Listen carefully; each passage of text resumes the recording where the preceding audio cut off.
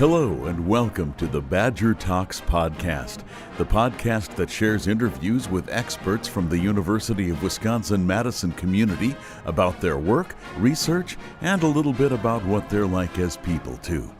I'm your host, Buzz Kemper. Today, we're focusing on BIOS, the Badger Inquiry on Sport, and I'm happy to have as my guest, Peter Miller, professor in the School of Education at the University of Wisconsin-Madison. Peter Miller, thanks for being on the show. I'm interested to find out more about this. Thanks, Buzz. Glad to be here. Cool. So BIOS, Badger Inquiry on Sport. Now, on this program, I have had the pleasure of being able to speak with a bunch of different professors and scientists. We've talked about everything from black holes to pathogens that affect cranberry plants and, all kinds of stuff. I've never done one that deals with the sports aspect of UW. And this is both. You're combining research, scientific research and sports. And I am really interested. So let's dive in. What is the sort of general explanation of BIOS? Well, Buzz, one way to think about this topic, one way to start is to think about the geography of our campus. And anyone who's walked the campus, you have these big hills. We have kind of a long campus. As you walk across the campus, you see all of these different departments, all of these different colleges. We have world experts all across the campus as you're walking across it. For a lot of people, when you cross south of University Avenue, south of kind of where the engineering building, you see this big Camp Randall Stadium, and you see the sports complex. And it's a place where there often isn't a lot of crossover between the academic side and between the athletic side. You have fans from all over the state and all over the country come to watch football games.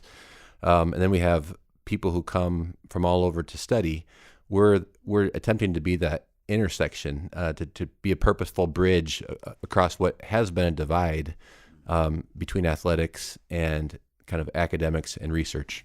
Yeah, I always thought that there was a divide. I guess I never thought about a bridge, but it totally makes sense. So how did this get started? And then let's talk about what the goals are and methodologies. And I want to get into all of that. So how did this begin and how did you get involved? There's a little bit of a historical story, which was I was serving as chair of the athletic board at UW for a number of years. And one of our issues we always were talking about was this divide. We wanted our student athletes to have a holistic experience. So they come and they participate in the sport, but they also get a full immersion in the academic side and being able to learn about research.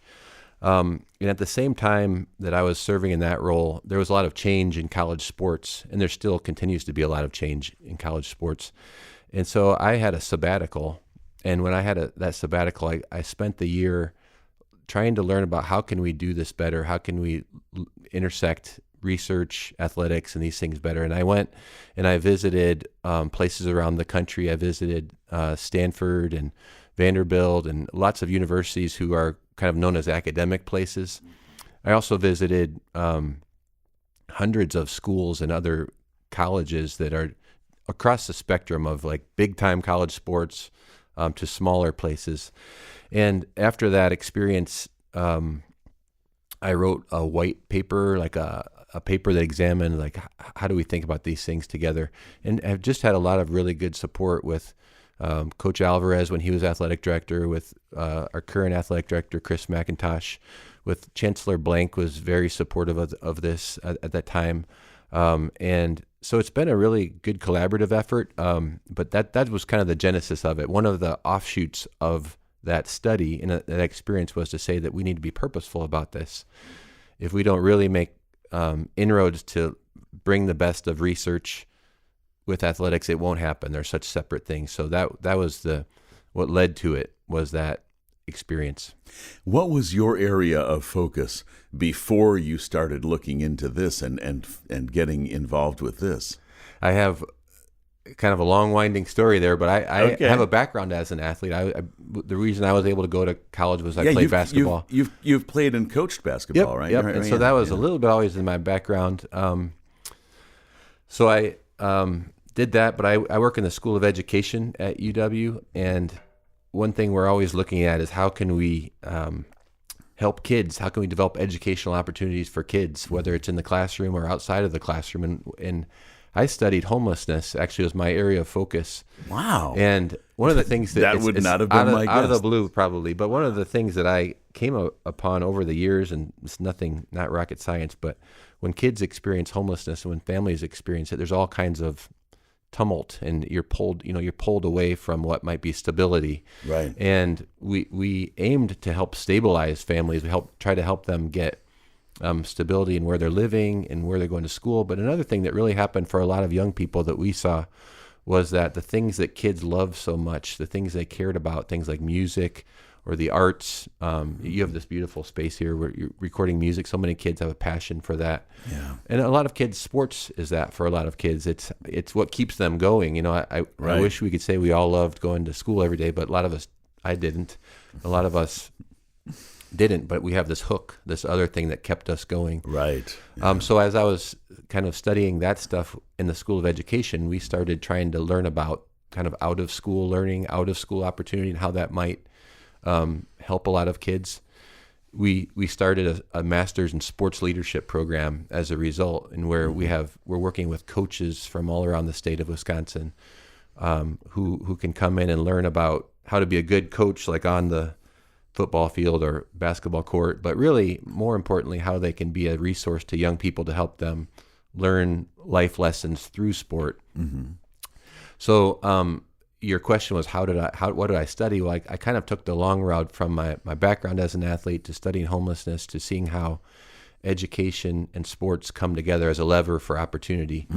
And so for a lot of our young people, we see these strong athletes who are wearing the Badger uniform. They're muscular and fit and strong, and they're so successful, and they really are, but they're still 18, 19-year-old young people who have a whole life in front of them, and sports will end. And so it's a chance for them to get more fully immersed in the whole life of the university. And on the other side, we have a lot of world experts on our campus. We have the best of the best. It's a really great university. And so many of our researchers now can have an opportunity to come and learn from the athletics, almost like a laboratory, to learn about what they study. So it's kind of a win-win, we think. Yeah, it sounds like it. Well, wow, what a great background. Basketball, homelessness, and now BIOS, which, by the way, I don't know if we actually said this, but it's Badger Inquiry on Sport. So now let's get into the nuts and bolts of this thing.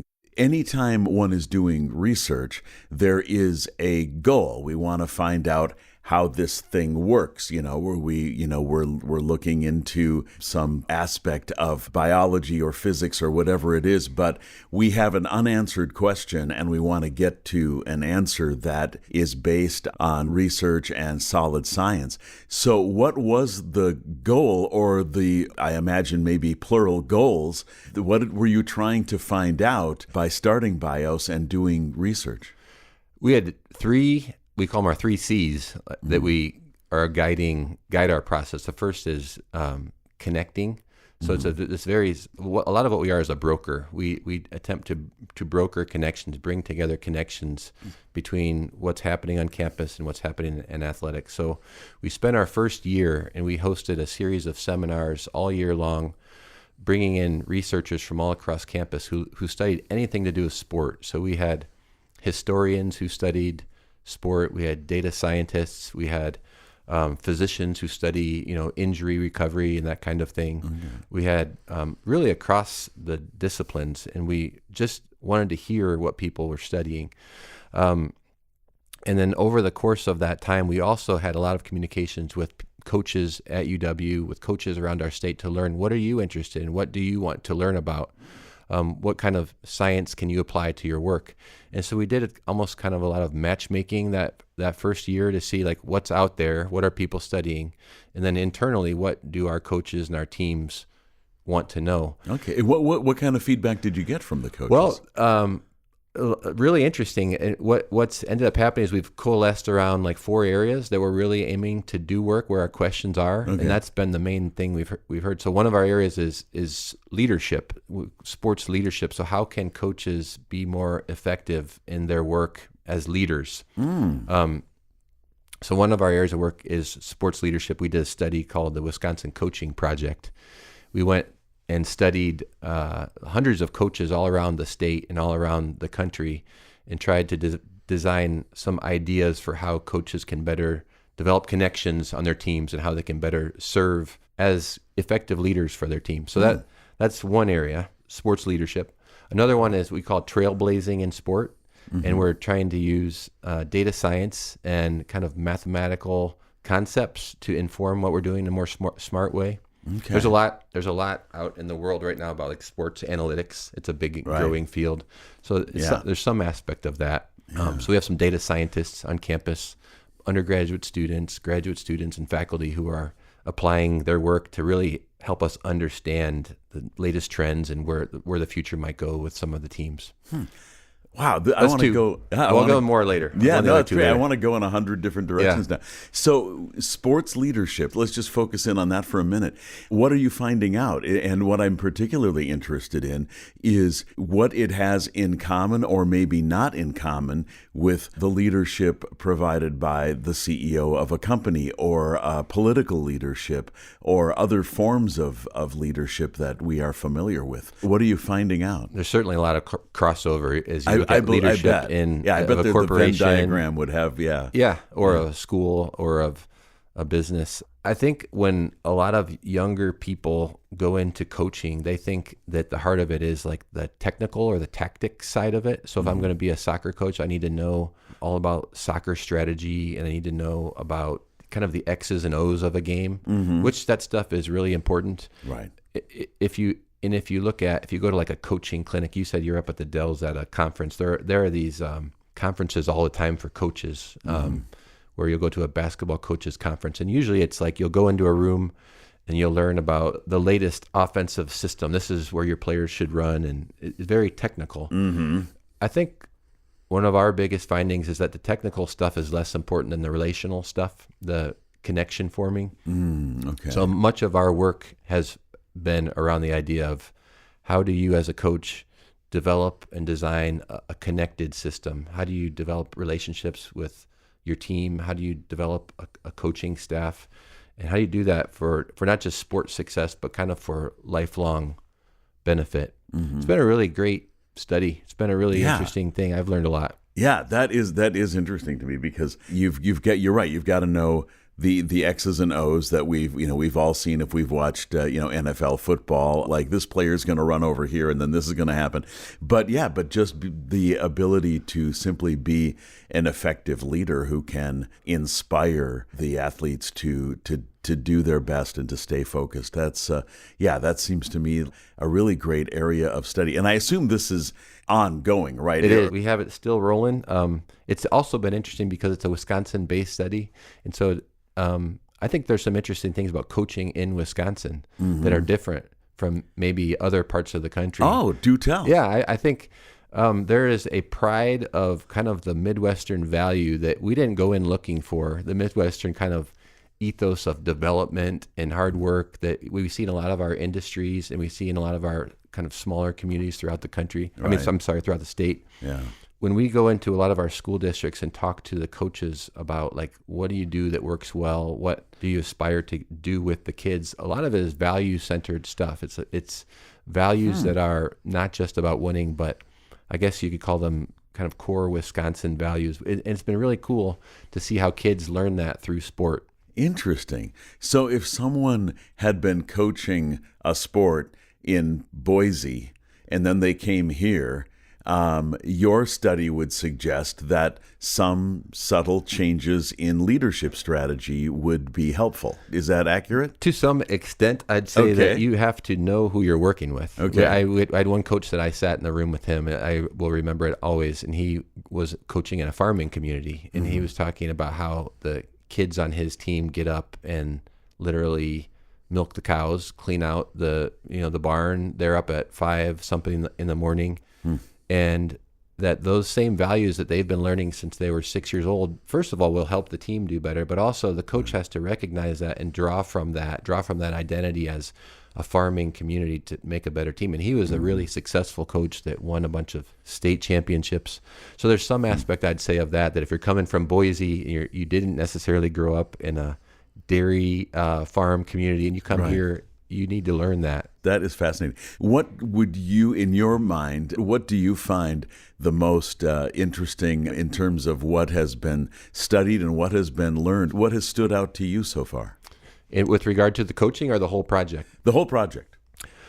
Well, gosh, that's a tough one, Buzz, because we have so many things. Maybe it's a good. Maybe this is a transition question for me. It's a transition because the coaching stuff I'm biased toward it because that's what I teach and what I do. But I will transition now to the data science part, which is fascinating in that it's kind of in parallel with our move toward AI and toward these rapid and radical advances in data science and how we can learn about and understand what's happening with our teams and with our players. I'll say one project we're working on right now is that we're hoping to understand what we could kind of call talent pipelines, or where are kids learning and growing and developing most rapidly in sport throughout the country. And that has implications for like our teams, like where do we go find talent? And so some of the data science stuff we've been able to do is learn at really deep levels about these hot spots of talent. Oh, wow. Hot spots of where our coaches should be looking for talent. Okay. There's that part of it, but then there's the flip side of it is we can learn from what's happening in those hot spots. Like what is happening? Like there's one place called Tarrant County, Texas. Okay. Which is kind of Fort Worth, Texas area. Okay. And of course, we all know football is a hotbed in Texas. You know, you always hear about Friday Night Lights or high school football in Texas. Right. But that's an interesting place in that it's one of the most rapidly developing communities in America. It's where they have this rapid influx of people from California, from Illinois, and from New York are all moving to this area for a host of reasons. And they're building what we're calling like these super suburbs, these suburbs that are kind of like, it's not in Fort Worth, it's not just beyond it, but it's a little farther out. And they're investing huge resources there, and there are certain opportunities that come with that for kids. So when we're looking for young athletes, those types of places, not just there, are where more and more young people are coming from. It's a really interesting thing that the technical side of it I don't understand as well, but our data science people have been able to really target and earmark certain places as the growing spots. And by growing spots, you mean places where athletes are more concentrated or better athletes are concentrated? A little bit of both. Both, wow. Some of them are highly resourced places, which itself is like it's on one hand, it's like, yeah, you can find a lot of people there. But on the other hand, it's, well, let's look at how can we make sure that other kids are getting opportunities as well. Yeah, so there's multiple lessons at play here. Interesting. In our communities, we often see in Wisconsin where we'll do like people vote on a bond for school funding, and they'll build up the school, and they'll build up, in the Madison schools recently, the public schools are all updated with new theaters and new classroom spaces, a lot of things like that. Yeah. If you go down to some of these schools that we're learning from, all of that public funding is going to these massive sports complexes and stadiums, and you really see kind of values playing out in some different ways. So my point with bringing that all up is not to say that that's what I hope we go toward. It's that it's not at all to say I think it's the way it should be, but it is relevant to us when we're trying to find where our athletes and what lessons can we learn. Okay. And in these geographical hotspots, as you call them, are they typically sports specific? Like this town in Texas is particularly good for football, but maybe another town in another state is going to be better for basketball or hockey. Is that accurate? Absolutely. Okay. There are geographic hotspots that are different by sport. So in football, we're seeing them absolutely in Texas, Florida, really throughout the South. In some other sports, we also studied volleyball in that way, girls volleyball especially. Okay.